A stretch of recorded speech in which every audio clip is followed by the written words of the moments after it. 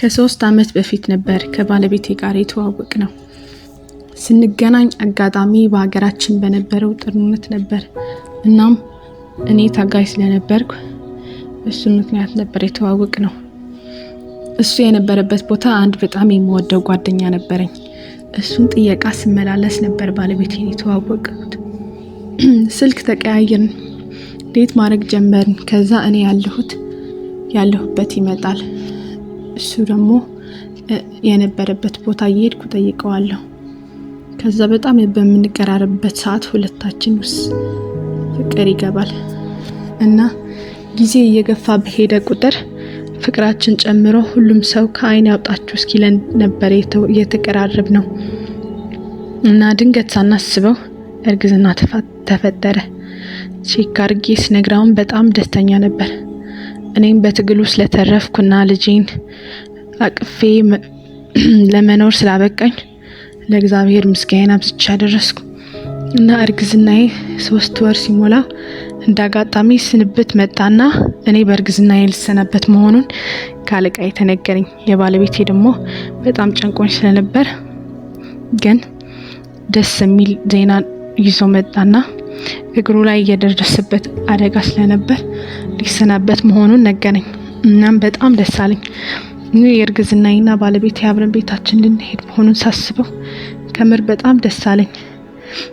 እና 6000 ብር ለአንድ ሰው ማቆያ ብር ተሰጥቶን ነበር፣ ለባለቤቴም እንደዛው።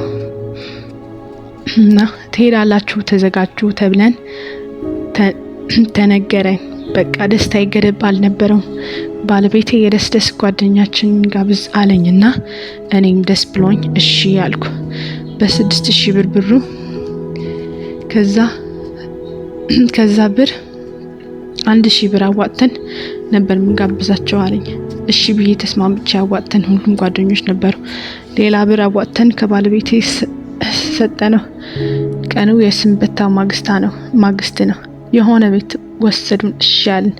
ብዙ ጓደኞች መጡ። ቢራ መጠጣት ተጀመረ። እኔ እርጉዝ ስለሆንኩ አልኮል ያለው ነገር አልጠጣም ነበር እና ከአንድ 2-3 ብለው ብዙ ጠጡ። ከዛ ሌላ ቤት እንሄድ ሲሉ አይ እኛ ቤታችን እንሄዳለን ብዬ ክፍላችን ሩም ይዘን ስለነበር በጠዋት ወደ ቤተሰባችን ለመሄድ ናፍቆም ስለነበር ጓጉቻለሁ ስለው ከዛ ቀን ጀምሮ ነበር የባለቤቴ ጸባይ መቀየርና የማላውቀው ሰው ሌላ ባህሪ ማየት የጀመርኩት። እንዲህ ስላልኩት በአደባባይ ከነርግዝና የመደብደብ የጀመረው። ኧረ በእናትህ ስለው ገላጋይ ቢመጣ ብለምነው ባሰበት።